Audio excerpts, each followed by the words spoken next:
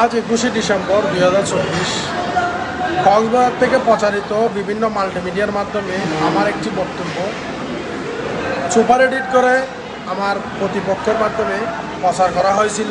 এতে আমি বলেছিলাম 5 মিনিটের মাধ্যমে যে কোনো পুলিশ সদস্যকে ট্রান্সফার করবো বলে আমার বক্তব্য প্রচার করা হয়।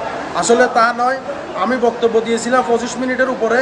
ওখানে সুপার এডিট করে ওই আমার ভাই হত্যার ফুফাতো ভাই হত্যার মাস্টার মাইন্ড সুপার এডিট করে এটাকে 3 মিনিটে প্রচার করা হয়।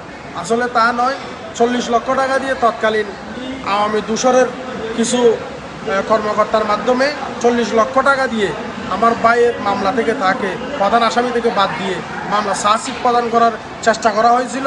তার বিরুদ্ধে আমি বলেছিলাম যথেষ্ট। আমি আপনাদেরকে বিব্রত না হওয়ার জন্য অনুরোধ জানাচ্ছি। আমি সকলকে ধন্যবাদ জানাচ্ছি।